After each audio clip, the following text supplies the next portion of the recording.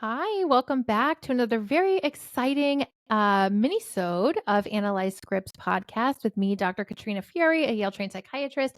I am joined by another fancy schmancy child psychiatrist, Dr. Willow Jenkins. And we are just going to gab a little bit about Inside Out 2.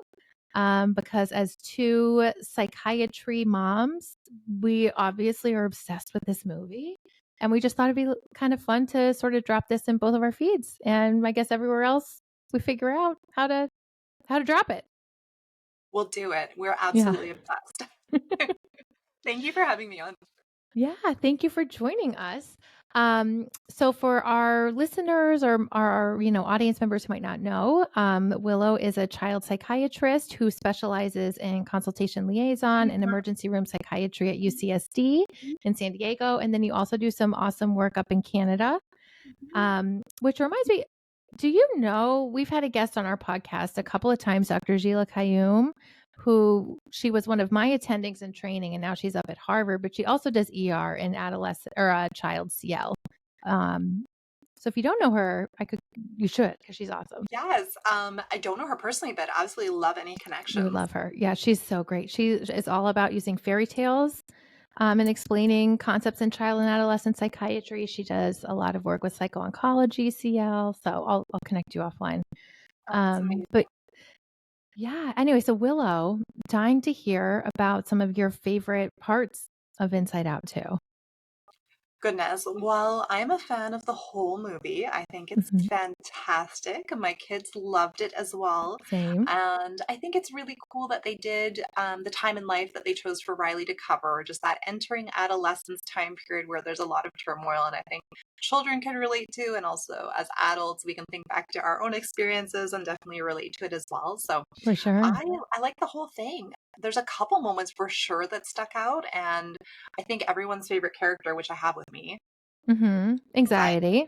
Yep. And I think there were some really, really cool moments with anxiety in the film, and it being one of the newer emotions. It created such good conversation.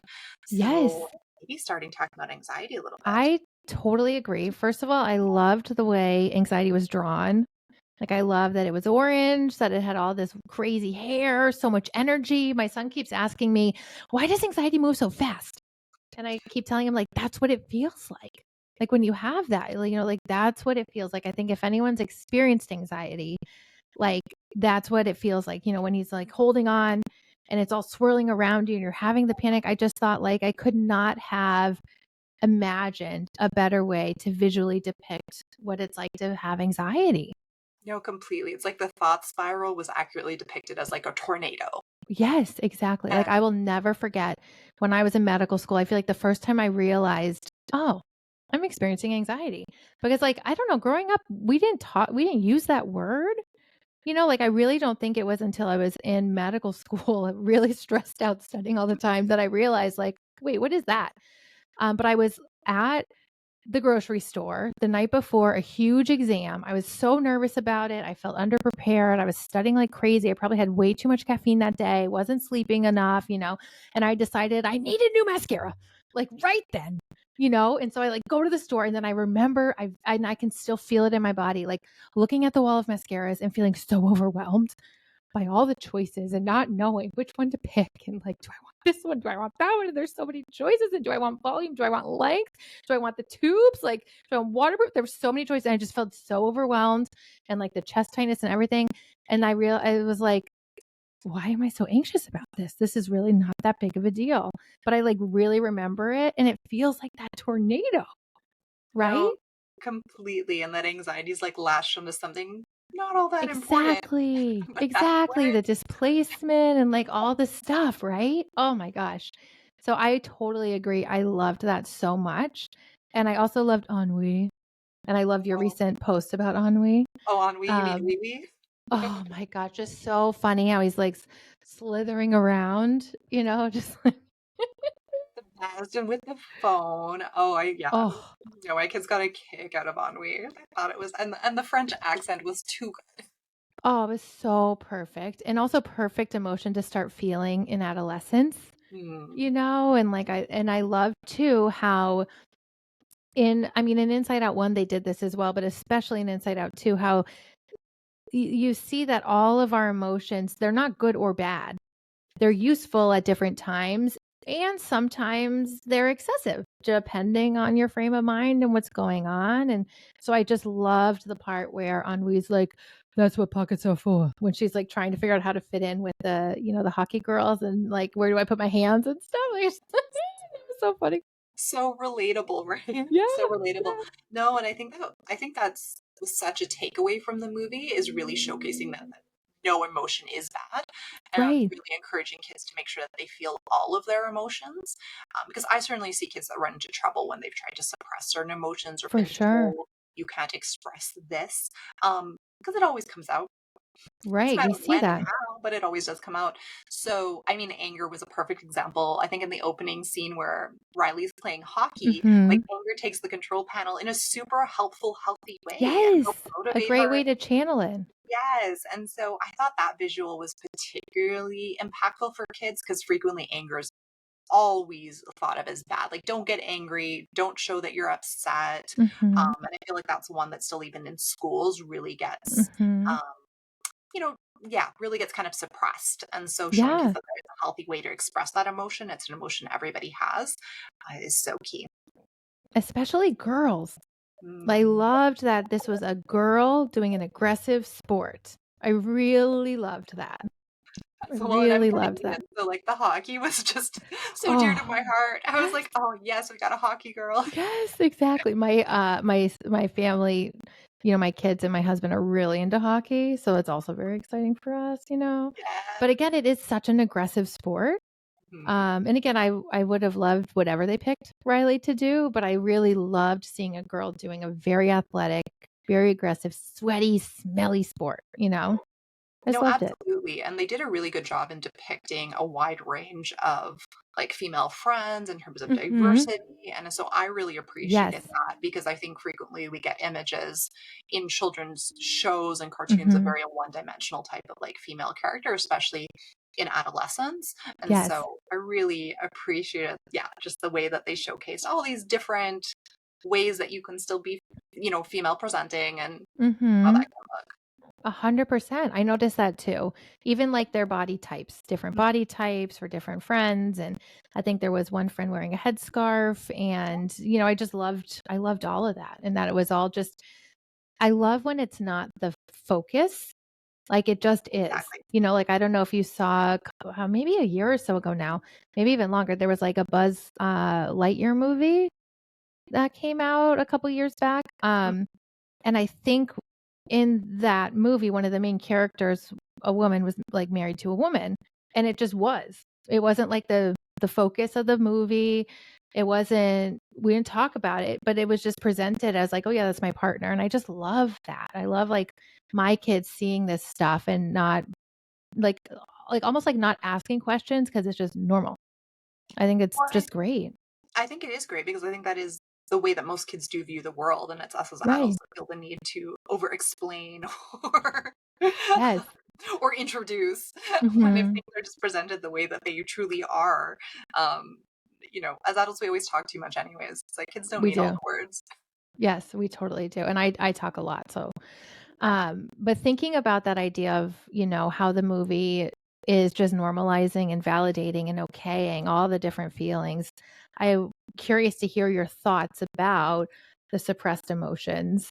And I just loved like the video game Crush and Bluefy and then the big, deep, dark, scary secret. And again, it's like such a beautiful way of depicting it and making such abstract concepts so concrete for kids to understand, but then also adults who, like, maybe haven't had this language. No, I think completely, and also letting all kids know that everybody has something, that they Right, kind of everyone has a keep deep, dark themselves. secret. And I really liked the dark secret character because obviously with the kids I work with as a child psychiatrist, I see kids that do have some what we would call dark secrets, whether they've had bad things happen to them, whether they've had abuse, whether they've seen difficult things, they have things Mhm, that they would consider dark secrets. And mhm, so I really, really liked that it was in the movie mhm. and that it was there. Although the one piece is I don't know that they had to close the loop on that. I wish they'd kind of just left Yeah. the dark secret as an unknown. And for any of you who watched all the way very through to the end, Big Dark Secret was actually revealed. I don't want to do a Yes. spoiler, so maybe spoiler alert. Yes. Spoiler alert.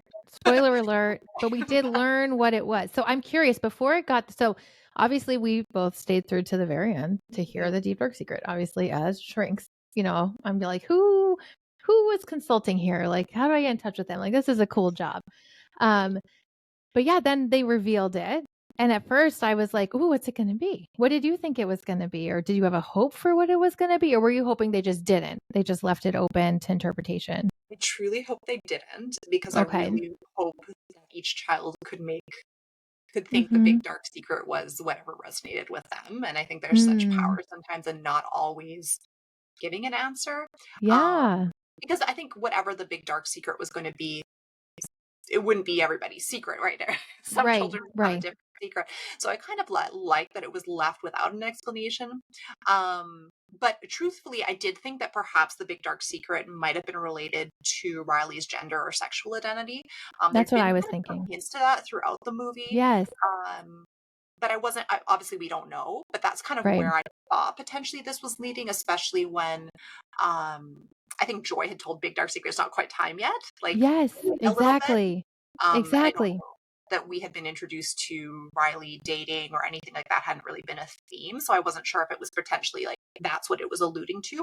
But again, that very much could just be my mind as a psychiatrist and the things that Exactly. I see people coming to me every day and talking about and starting to Right, talk. exactly. I was hoping it was gonna be that, but then I was also like, "Woo, Disney, they'd really be going there," for like, this kind of movie, but Uh-huh. I totally picked up on some of those hints, like, remember in the first one we did meet her boyfriend or something, or her crush, Yeah. right? Who, like, they made the ladder that, "I would die for Riley," and they all, like, climb Yes. up and then fall to help them get back to headquarters. So we Yes. met like that person, and then Right. the video game crush, I guess. But again, she's at that age where who, be totally normal to start wondering or questioning or just thinking about it. I had noticed that in their minds, Riley's emotional characters were a mix of, female appearing and male appearing, whereas her two friends, as far as I could tell, all of their emotional characters were female appearing and looked just like them. And then mom and dad's also, like mom was all female appearing, dad was all male appearing. So I wondered about that. I couldn't tell at first if she had a crush on Val or if she just looked up to Val. So I was also kind of hoping, I wasn't expecting them to reveal anything, but I had a similar wonder of like, is that going to be the deep dark secret? And then it was like kind of a throwaway. She burned a hole in the rug as a kid, and you're like, Yeah, okay. I So know. I would agree with that. Yeah. I wish they just left it. And like, I hmm mean, hopefully they make an Inside Out 3 and then I hope they go forever until like because I want to see what nostalgia's working with. You know, oh, um, nostalgia. oh my god, I know. I hope for just every stage of development, and if it could mirror my kids' development, so that I had like great language to talk to them, as I'm raising them, I'd really appreciate that. Mm. Oh, they're doing such a good job. And like you said, even just the way that they're visually depicting the different emotions, like you can tell so much Amazing. thought went into it. Like embarrassment being so huge and taking up Oh, so much space. I know. And like with the hoodie and, There, I've the got a sweaty picture for palms. those of you who haven't seen Oh, so cute. it. So big. Oh, I love those. Oh my gosh, I love that. I know. It's so, and Envy with the teeny tiny little legs. Like, Envy wishes she could be a little taller. Just like so perfect. It's So so cute. perfect. Definitely so. You can tell so much time and research went into it to Yes. do it well. And I do think, like probably a lot of people didn't stay for the very end. So for all of those millions of billions of people, maybe the deep dark secret is still a mystery. Um, but I agree. I was kind of hoping it would be a little more, but we'll see. I would be really curious if they made another Inside Out 3. I know they're making a series I heard on Disney Plus that's coming out, which obviously I'm excited for. Um, I just love this stuff. Like, I don't know if in your house you talk about feelings a lot. I imagine you do. Yeah, maybe too Yeah. much is an Yeah. argument. I think I Same. got told in preschool that one of my kids had a very high emotional language. They kept Yep. communicating their feelings. I'm like, Yes. yes, you like that? Yes. Yep. I know. I'll never forget one time I came home, like this was years ago. My son was really little. My daughter was a baby still, like not even walking. So he must have been 2 or 3. And I came home with like a Spider-Man book. And I'm like, oh, honey, mommy got you a new book. And he goes, oh, another book about feelings. I was like, oh, well, this one's about Spider-Man. But I think we have enough feelings books, it seems, just cracked me up. So funny. It's so cute though. Yeah. But it is so important for children to have the emotional language. And then, Yes. I mean, we all lean to metaphors when working with kids. Like you were talking Hmm. do really into fairy tales. And so I think metaphors are such a powerful tool in education. So having a movie like this just creates it so visually and also Oh. allows all children to talk about the same metaphor because most kids will have seen the movie. Hmm. Just what I don't know. I just think it's such a gift to the I generation. I do mean, maybe too. that's I feel overkill, like but it's like, yeah, I know. I'm like obviously biased, but I'm like, this is a gift for the world. Like, we're so lucky to receive this we gift. promise Pixar is not paying us to say this. I know, but they should because like I'm literally prescribing it to like every patient I see who's anxious. I'm like, have you seen Inside Out 2 yet? No. Oh, I know what you're doing this weekend. Like, you need to go see it. It's so good. You're going to Yeah, really resonate. It's so totally. good. Totally. Well, Willow, thank you so much for joining us for this mini-sode. I loved hearing your thoughts. I have a feeling we could chat about this forever. And I hope we can collaborate again in the future, about other fun topics. Oh, yes, there's always going to be new movies coming out and things to chat about. I love what you guys Yes. are doing. Thank you. And do you want to let our listeners know where they can find you if they don't know already? Sure, you can find me on social media. So that's on Instagram, TikTok, and YouTube at Dr. Willow Jenkins. My name's spelled a little different, Willough, and then Jenkins as you would think. Awesome. And of course, we will link to you in our postings of this episode and in our show notes. And we will catch our audience next time for another fun analysis. Thanks for joining us. Bye.